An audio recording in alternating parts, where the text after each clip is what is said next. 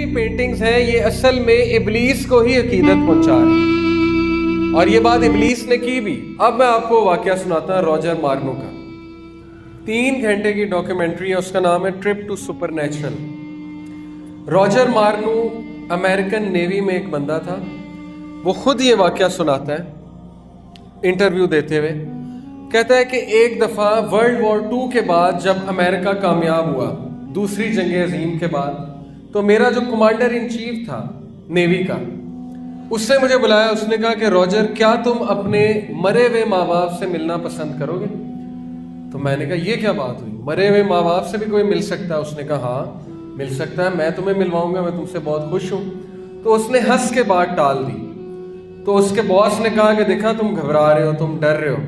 तो उसने कहा नहीं मैं डर नहीं रहा, मैं तो हंस रहा हूँ कि ये कैसे हो सकता है। उसने कहा तुम ये बात छोड़ो, तुम आज शाम को एक महफिल में आना, मैं तुम्हारा कुछ लोगों से तारुफ कराऊंगा। तो रॉजर ने कहा कि शाम को मैं उस महफिल में गया, तो वहाँ पे पॉलिटिशियंस, वहाँ पे सेलिब्रिटीज, सिंगर्स, एक्टर्स, एक्ट्रेसेस मौजूद थे, और एक बड़ा सा स्टेज लगा हुआ था। उस स्टेज पे एक औरत थी जिसने गाउन पहना हुआ था, बहुत लंबा सा गाउन पहना हुआ था।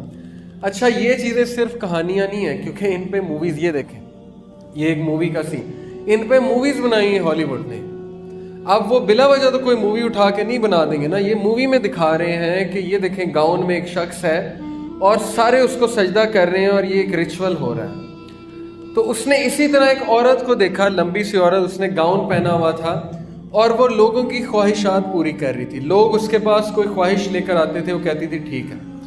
तो उसने कहा कि मेरे से पहले एक औरत की बारी थी, वो औरत उसके पास आई, उसने कहा कि मेरा एक दोस्त था, एक्सीडेंट में मारा गया, तो मुझे उससे मिलना है, उससे माजरत करनी है, मैं उससे माजरत नहीं कर सकी। तो उसने कहा कोई मसला नहीं। उसने अपने जो स्टाफ को पकड़ा हुआ था उसको कुछ किया, और पर्दे के पीछे से अचानक, जैसे ये प्रोजेक्टर की स्क्रीन है, इसके पीछे से अचानक सोचेंगे कोई मरा हुआ इंसान आ जाए तो आपका क्या हाल होगा।